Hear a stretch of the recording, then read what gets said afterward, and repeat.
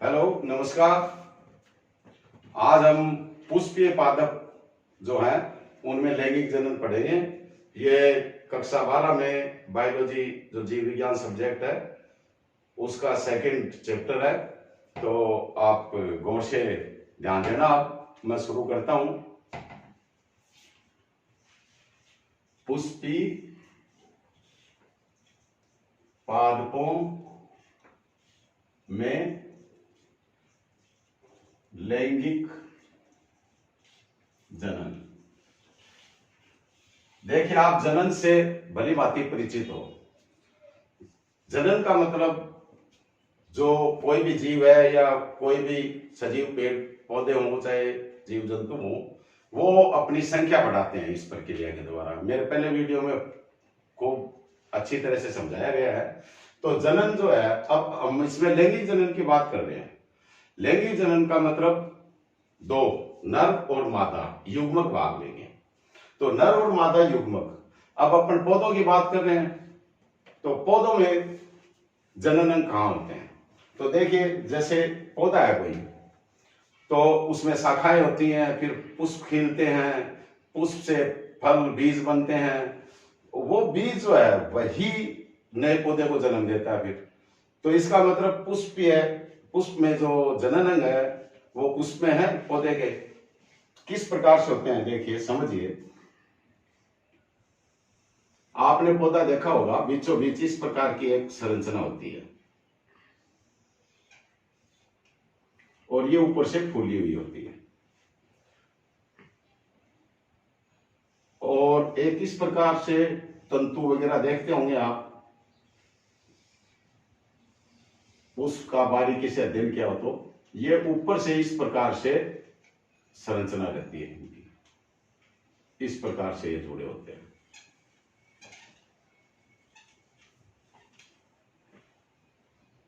इसको मैं वापस बनाता हूं।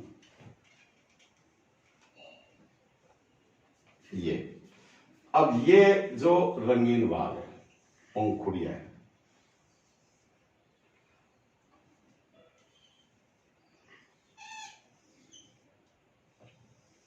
ये पुष्पासन है,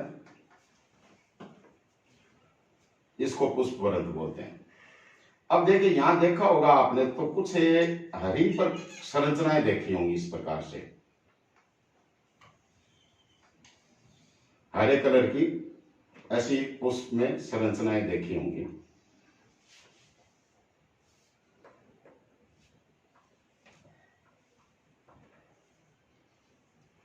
ये तो पहले तो आप इसकी संरचना को समझिए पुष्प की। ये इसको बोलते हैं वर्तिकाग्र।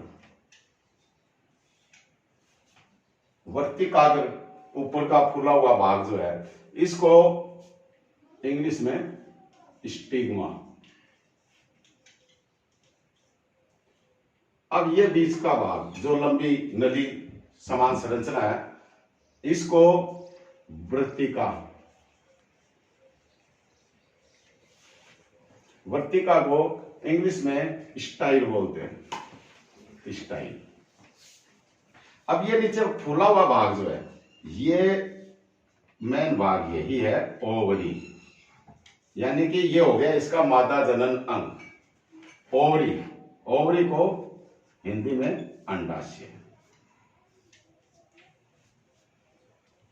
अब चलते हैं, ये आपको तंतु से नजर आ रहे हैं, ये पुतंतु है, पुतंतु। और ये ऊपर फूली हुई संरचना है, दो पालियां दिख रही हैं, ये है पराग कोश।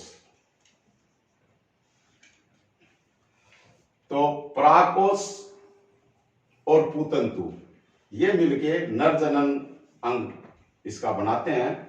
और जो परागकोश है इसको तो बोलते हैं एंथर, इंग्लिश में एंथर। और ये जो पुतंतु है इसको बोलते हैं फिलामेंट, फिलामेंट। अब ये पूरा भाग देखो, वर्तिका और ओवरी ये तीनों मिलके एक संरचना बनाते हैं जिसको बोलते हैं जायांग।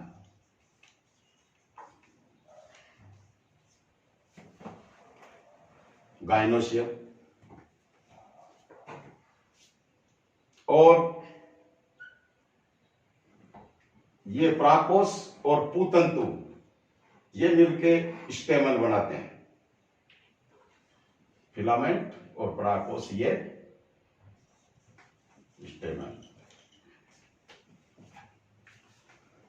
ठीक है। अब ये जो है इसको तो बोलते हैं बाह्य दल, बाह्य दल। और ये जो रंगीन भाग है इसको बोलते हैं दल। मैं इसको थोड़ा ब्लू कलर से दिखाता हूं। ये देखिए, ये जो है, ये आप देख रहे हो, ये दल जो आकर्षित करता है कीटों को, और हमें भी, जो पंखुड़ियां जो है रंगीन होती हैं, इनको दल बोलते हैं। तो ये तो दल को, बाह्य दल जो है इसको तो सेपल बोलते हैं इंग्लिश में, और जो दल है इनको पेटल बोलते हैं। अब देखो, ये तीन अपने को नजर आ रहे हैं सामने। चारों तरफ पीछे भी हो सकते हैं, 5 भी हो सकते हैं, किसी में 4 भी, 6 भी, ज्यादा भी।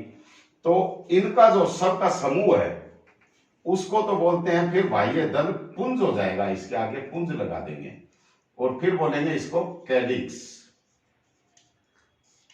ठीक है। और ऐसे ही ये दल 5 है, 4 है, ज्यादा है, इनको बोलेंगे कोरोला। कोरोला दल पुंज। दल अकेले को बोल रहे हैं, सारे समूह को दल पुंज बोलेंगे। तो इस प्रकार से अब ये जो है परागकोश, यही नर जननांग है, यानी कि इसी में लघु बीजाणुधानी होती है। लघु बीजाणुधानी। और इसमें ये अंडाशय है, कई अंडक हो सकते हैं। तो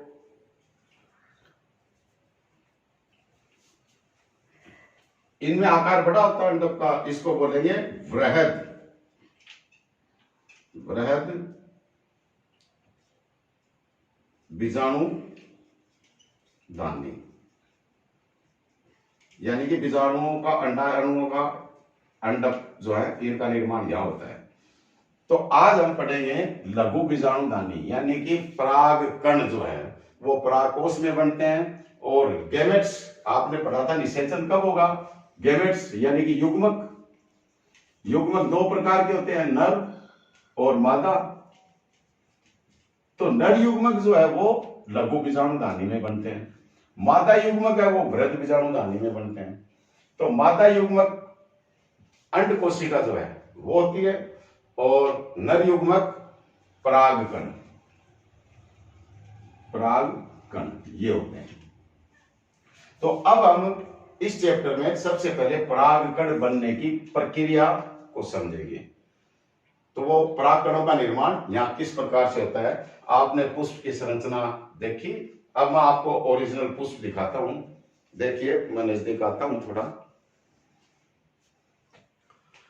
हाँ, दिख रहा आपको? अब देखिए, ये जैसे ये इसमें ये कई पुष्प है, तो ये पुष्प लगे हुए हैं। मैं आपको एक पुष्प दिखा रहा हूं। ये जो नीचे का ये भाग है जिसपे ये पुष्प पकड़ रखा आपने, ये तो है पुष्प व्रंत। और ये जो देखिए, ये हटा रहा हूं, ये है वो बाह्य दल, सेपल। ठीक है। और सारे समूह को, इनको बोलेंगे अपन बाह्य दल पुंज, यानी कि कैलिक्स। अब ये देखिए, इसमें दल कितने हैं? 1 2 3 4 5। अब इसको मैं थोड़ा खोलता हूं। ये देखिए, ये कैलिक्स है, दिख रहा आपको? ये पूरे समूह को कैलिक्स बोलेंगे, और एक दल को दल या पेटल। अब देखिए, इसको मैं अंदर से खोल रहा हूं, नजर आ रहा है आपको? ये जो भाग दिख रहे हैं लंबे, ये तो पुंकेसर है, ये भाग पुतंतु, और ऊपर पराग कोष दिख रहे हैं आपको, ये द्विपालिक होते हैं। और ये बीचों बीच देखो, इसको हटाता हूं मैं,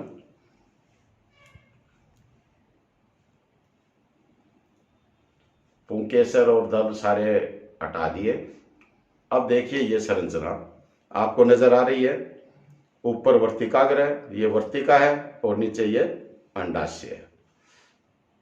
तो अंडाशय ये पूरा तो है मादा जननांग जायाम, और वो पुंकेसर मैंने अभी दिखाए थे जो वो नर जननांग है। तो ये तो हुई पुष्प की स्ट्रक्चर। आवर्तबीजी पादपों में या पुष्पीय पादपों में नर जननांग कहाँ होते हैं? पुष्पों में होते हैं। और जो युग्मक गैमेट्स का निर्माण कहाँ होता है? वो परागकोश में, नर युग्मक का यानी कि परागकण का। और ये जो अंडाशय नजर आ रहा है, इसमें आप अगले चैप्टर में पढ़ोगे बीजांड की संरचना, जिसमें अंड कोशिका वगैरह हैं। तो अंड कोशिका जो होती है वो मादा युग्मक होती है। तो इनका संयोग जब होता है तब उसको निषेचन बोलेंगे, यानी कि दो नर व मादा युग्मकों के संलयन को ही निषेचन बोलते हैं। तो आज हम पढ़ेंगे पराग कण के निर्माण की प्रक्रिया, जो लघु बीजाणुधानी में होती है, और इस पराग कोश में ही लघु बीजाणुधानी होती है। मैं अब इसकी पराग कोश की स्ट्रक्चर बताता हूं आपको, देखिए। हाँ, तो हम पहले बात कर रहे थे पुष्प की संरचना, जहां पौधे के जननांग होते हैं, उसके बारे में मैंने आपको बता दिया। अब चलते हैं लघु बीजाणुधानी कहाँ होती है और युग्मकों का निर्माण कैसे होता है। देखिए, पुंकेसर आपने देखिए, तो उसमें इस प्रकार से संरचना होती है, ऐसे जुड़ा होता है। यह है परागकोश। परागकोश दो पालियां हैं, लोब, दो लोब है, एक ये और एक ये, दो लोब है ये। और ये पुतंतु है, जिससे ये परागकोश जुड़े होते हैं। अब इसका हम इस प्रकार से अनुप्रस्थ काट काट के देखते हैं, तो देखिए ऐसी संरचना सामने आएगी।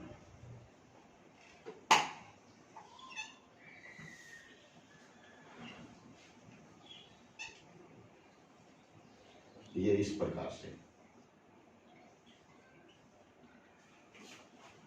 इसको थोड़ा सा बड़ा करता हूं।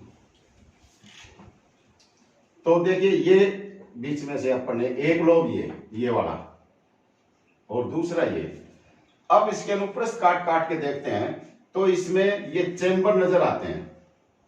एक चैम्बर, दो चैम्बर, तीन चैम्बर, और ये चौथा चैम्बर। ये प्रकोष्ठ है। अब जो पहले इसका स्ट्रक्चर अपन एक का देखते हैं, तो इसमें ये जो है, ये बाहर की ओर ये परत, जैसे अपने स्किन की बाहर की त्वचा जो है, इसको क्या बोलते हो? एक्टोडर्म या बाह्य त्वचा। बाह्य त्वचा, इसमें भी यही होगी, बाह्य त्वचा। अब इसके बीचों बीच जो गोल संरचना नजर आ रही है, इसको बोलते हैं टेपिटम। अब इसके बीच में ये बाह्य त्वचा सुरक्षा प्रदान करती है। इसके नीचे ये एक कोशिकीय परत होती है। ये कोशिकाएं लंबी होती हैं आकार में, इस प्रकार से एक कोशिकीय परत होती है, ये चारों तरफ होती है ऐसे। इसको बोलते हैं एंडोथीसियम या अंतस्थीसियम।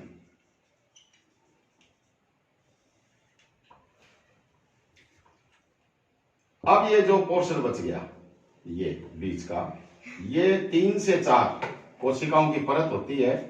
इसको मध्य स्तर बोलते हैं। क्या बोलेंगे? मध्य स्तर या मिडिल लेयर। तो इसकी भित्तियां आप देख रहे हो, 4 भित्तियां हैं। सबसे बाहर की पहली बाह्य त्वचा, फिर उसके नीचे अंतस्थीसियम, फिर मध्य या मिडिल लेयर, फिर टेपिटम। अब ये टेपिटम जो है, इसके अंदर अभी आपने कुछ नहीं देखा है, यहां परत होती है सेल्स की। यही है बीजाणु जन्म सेल्स। इन कोशिकाओं को बीजाणु जन्म कोशिका कहते हैं। अब ये बीजाणु जन्म कोशिकाएं क्या है, विभाजित होती हैं और इनमें अर्धसूत्री विभाजन होगा, मैं आगे बताऊंगा। ये बहुत सारे परागकणों का निर्माण करती हैं। अब कैसे करती हैं, अब आगे देखिए। जैसे ये जर्मिनल लेयर है, इसकी एक सेल, ये कोशिका है, ठीक। ये सेल ली, इसमें ये 2n है, इसमें अर्धसूत्री विभाजन हुआ फर्स्ट, इससे 2 सेल्स बन गई। ये अर्धसूत्री विभाजन या मियोसिस, ठीक है। इसमें मियोसिस हुआ, और मियोसिस में आप जानते हो ये हुआ है फर्स्ट। अर्धसूत्री विभाजन 2 फेज में होता है, फर्स्ट और सेकंड। तो यहां इसी में गुणसूत्र की संख्या आधी हो गई, यानी कि हैप्लॉइड हो गए अगुणित। डिप्लॉइड थे, द्विगुणित को डिप्लॉइड बोलते हैं, और आधे हो गए अगुणित, हैप्लॉइड हो गए। अब इनमें अर्धसूत्री विभाजन होगा सेकंड। अब देखिए, यहां जब ये विभाजन होता है तो ये ऐसे अलग नहीं होती, ये इस प्रकार से एक झिल्ली से जुड़ी रहती है। तो इसमें भी n है गुणसूत्रों की संख्या। सेकंड में आप जानते ही हो गुणसूत्रों की संख्या वही रहती है। मियोसिस सेकंड, अर्धसूत्री विभाजन सेकंड। तो ये भी एक झिल्ली से घिरे हुए हैं इस प्रकार से। अब ये चतुष्क, 4 कोशिकाएं बन गई, इनको बोलेंगे चतुष्क, चतुष्क या टेट्राड, टेट्राड, ठीक है। तो अब ये टेट्राड जो होते हैं, इन्हीं को ये व्यवस्था जो है, ये यही बनेंगे युग्मक जो है परागकण, और इनको माइक्रोस्पोर्स भी बोलते हैं। ये जो है ये माइक्रोस्पोर्स, ये माइक्रोस्पोर्स है। अब इनमें जैसे हम एक का एग्जांपल लेते हैं, ये भी, ठीक है। इसमें अब होगा अर्धसूत्री, सॉरी, समसूत्री विभाजन, समसूत्री विभाजन। तो समसूत्री पहला होता है, पहला विभाजन जब इसमें होगा, इसी में देखते हैं अपन, तो ये 2 सेल्स बनेगी। गुणसूत्र तो है नहीं इसमें, तो ये समसूत्री विभाजन के दौरान, यानी कि माइटोसिस, माइटोसिस, ये है, ये 2 सेल्स बन गई। इसके बाद ये फिर विभाजित होगी,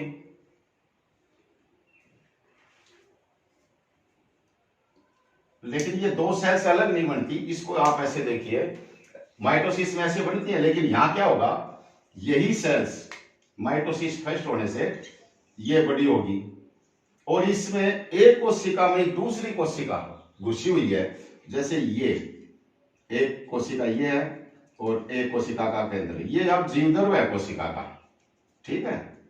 अब ये इसका न्यूक्लियस है, ये एक कोशिका, 2 बन गई है।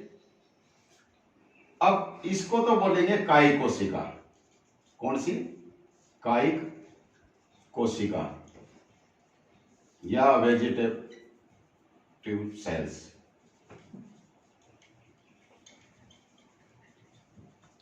वेजिटेटिव सेल ये पूरी, और ये हो गई जर्मिनल सेल्स, जर्मिनल सेल या जनन कोशिका। अब इसमें यही समसूत्री विभाजन, समसूत्री विभाजन सेकंड होता है। दूसरा विभाजन, सेकंड का मतलब ऐसे नहीं है जैसे मियोसिस में होता है, दूसरा विभाजन होता है। दूसरे विभाजन में ये कोशिका है जैसे पूरी, इसमें ये काई कोशिका का केंद्रक है, ये जीवधर्व है। अब ये कोशिका इसमें विभाजन होता है और ये दो कोशिकाएं बन जाती हैं। तो अब ये तीन कोशिकाओं की संरचना होगी, त्रिकोशिकीय संरचना। अब ये तीन कोशिकाओं की संरचना होगी और अब ये जो है, देखो नाम से जाहिर है, जर्मिनल सेल्स या न्यूक्लियस कह सकते हो आप इनको। ये जनन कोशिकाएं जो है यही युग्मक है, ये परागकण का निर्माण करेंगी, यही परागकण होते हैं। अब ये यहां जो देखे थे अपन संयुक्त होते हैं, तो यहां देखिए संयुक्त होते हैं, तो ये अलग कैसे होते हैं फिर, जैसे एक अलग हुआ, तो इनकी व्यवस्था अलग अलग तरह से होती है। देखिए इस चतुष्क को किस प्रकार से व्यवस्थित होते हैं, 5 भागों में बांटा गया है, 5 प्रकार की व्यवस्थाएं मिलती हैं। सबसे पहले तो जैसे ये सेल है, ये वाली मान लो, इसके बाद में जो विभाजित होंगी ये चारों कैसे होंगी, व्यवस्था कैसे होगी, ये एक तो इस प्रकार से, ये 3 सेल नजर आ रही हैं आपको, तो इसको बोलते हैं, एक इनके पीछे हो गई चतुष्फलकीय, ये टेट्राड है, चतुष्फलकीय। दूसरी स्ट्रक्चर जो होती है वो इस प्रकार से, इनकी व्यवस्था है, चारों कोशिकाएं इस प्रकार से नजर आएंगी। तो ये होगी समद्विपार्श्विकी, समद्विपार्श्विक,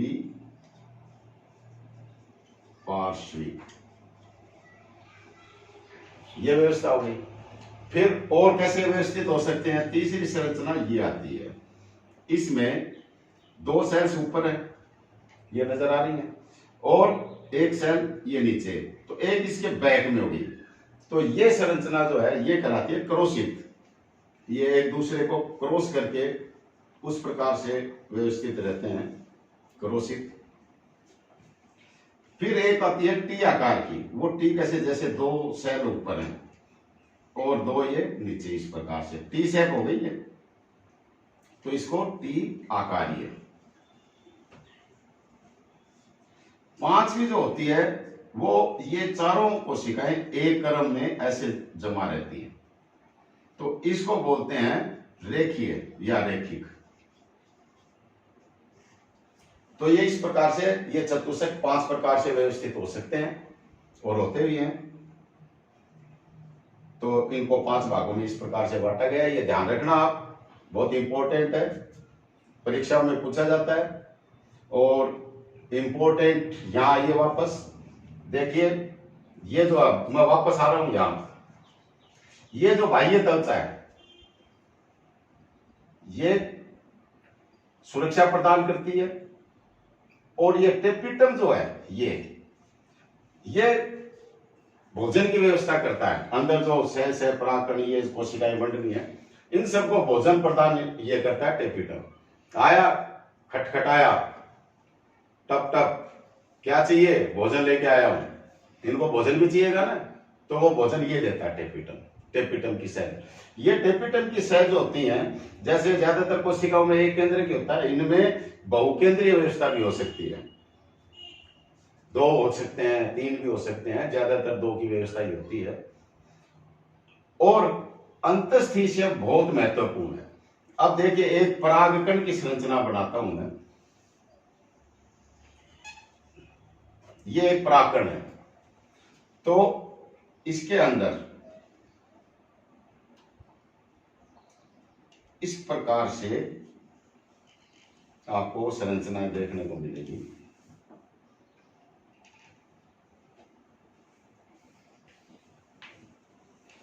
ये अब इसकी बाह्य परत है, इसको तो बोलते हैं एक्साइन या बाह्य चोल, बाह्य चोल।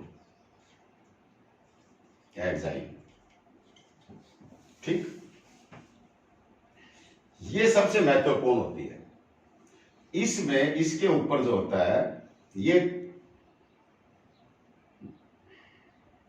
एंथीसियम वगैरह ये इसकी हेल्प करते हैं इसके निर्माण में। तो ये इस प्रकार से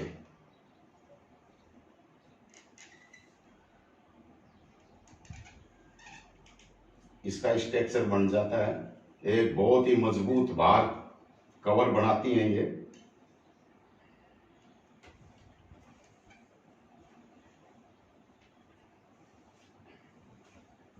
ये इस प्रकार से।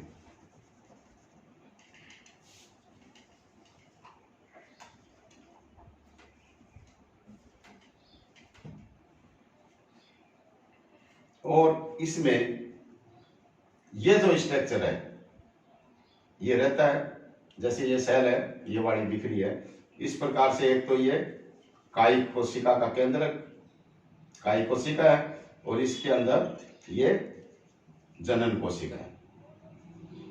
इस प्रकार से ये इसमें व्यवस्थित है। बाद में दो विभाजित हो जाती हैं।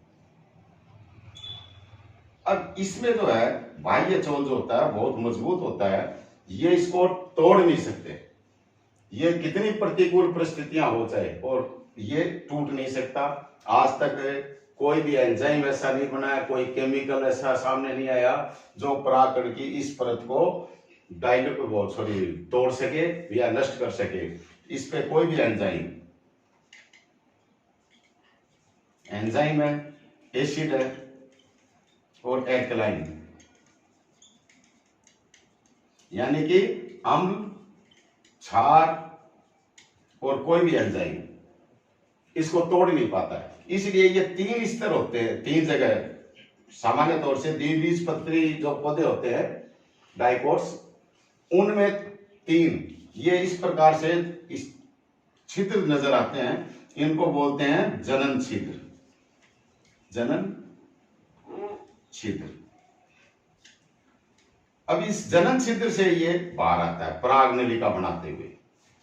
केवल इन तीन जगह से आ सकता है, बाकी तो ये बहुत मजबूत होती है। जीवाश्म में पराग के जीवाश्म मिलते हैं हजारों करोड़ों साल पुराने भी, वो इसी कारण सुरक्षित रहते हैं कि ये जो बाहर की बाह्य त्वचा एंजाइम है इसमें स्पोरोपोलेनिन, ये इंपॉर्टेंट है, स्पोरोपोलेनिन की बनी होती हैं। और ये स्पोरोपोलेनिन वैसे अंतस्थीशियम की सेल्स में पाया जाता है और ये टेपिटम की सेल्स भी इसका निर्माण करती हैं। तो स्पोरोपोलेनिन जो है ये इसको सुरक्षा करता है। और जो अंदर की परत है ये इंटाइन कहलाती है। इंटाइन या अंतःचोल। अंतःचोल तो देखिए दो परत है इसमें, बाह्य चोल और अंतःचोल। फिर इसका है जीव द्रव्य वगैरह है और ये जनन छिद्र। ये इसकी एक परागकण की संरचना हो गई। ये बहुत ही इंपॉर्टेंट है। अब मैं थोड़ा सा वापस आता हूं, ये अलग कैसे होते हैं। ये चार चतुष्क एक झिल्ली के द्वारा जुड़े रहते हैं। ये अलग कैसे हुए? फिर अलग होते हैं, एक कैलोज नाम का पदार्थ जो होता है वो इनसे लगा हुआ होता है, वो इनको जोड़े रखता है। ये कैलोज जो होता है ये घुल जाता है बाद में और धीरे धीरे समाप्त हो जाता है। समाप्त होते ये सारे स्वतंत्र हो जाते हैं बाद में। जैसे ये चतुष्क है ये बाद में स्वतंत्र हो जाएंगे और अलग अलग एक कोशिका एक परागकण का निर्माण इस प्रकार से करती जाएगी। तो ये हुआ लघु बीजाणुधानी। लघु बीजाणुधानी में जैसे ये है लघु बीजाणुधानी, तो कितनी हो गई? 1 2 3 4, यानी कि एक परागकोश में 4 लघु बीजाणुधानी है और इन सब में परागकणों का निर्माण होता है। और ये जब किसी भी स्फुटन होता है परागकोश में, हाँ स्फुटन होगा, ये बाहर कैसे निकलेंगे? ये जो है यहां पे स्पोरोपोलेनिन नहीं होता अंतस्थीशियम में ये, तो इनको स्टोमियम बोला जाता है। और यहां से स्फुटन होता है, यहां से स्फुटन होगा तो वो किस प्रकार से होता है, देखिए इस प्रकार से ये हो जाती है और इधर से परागकण बाहर निकल जाएंगे दोनों तरफ से। तो समझ गए आप परागकण का निर्माण कहाँ होता है, किस प्रकार से होता है। और ये जो परतें हैं, ये टेपिटम के बारे में बहुत ज्यादा पूछा जाता है। स्पोरोपोलेनिन का निर्माण कौन करता है, तो ये टेपिटम में ही आएगा। इंपॉर्टेंट नीट की एग्जाम में है और कोई कंपटीशन में है, काफी महत्वपूर्ण है। अंतस्थीशियम में कौन सा मजबूत पदार्थ होता है, वो भी स्पोरोपोलेनिन होता है, जिसके कारण ये कठोर और मजबूती प्रदान करती है परागकोश को। और स्फुटन कहां से होता है, स्ट्रोमियम से होता है। यह बहुत महत्वपूर्ण है। परागकण वर्षों पड़े रह सकते हैं जीवाश्म के रूप में भी, तो किस कारण से नष्ट नहीं होते, तो वो भी स्पोरोपोलेनिन के कारण, क्योंकि उनके बाह्य चोल जो एग्जाइन उसमें स्पोरोपोलेनिन होता है। तो आप ये महत्वपूर्ण बातें याद रखिए। That's all. और मैं लास्ट में एक बात और कहूंगा आपको, जैसे सीनियर क्लास है बायोलॉजी की, तो मैं उसके चैप्टर कर रहा हूँ, वीडियो बना के आप सबको सुविधा दे रहा हूँ, कि सरल भाषा में समझाने की कोशिश कर रहा हूँ, जिससे आपके समझ में आ जाए। आप मेरे चैनल को सब्सक्राइब करें और वीडियो को लाइक करें, जिससे मेरा हौसला बढ़ा रहे और मैं बार बार आपको ये वीडियो उपलब्ध कराता रहूं। अब नेक्स्ट वीडियो में मैं आपको वृद्ध बीजाणुधानी और अंडाशय की संरचना वगैरह उनके बारे में बताऊंगा। Thank you.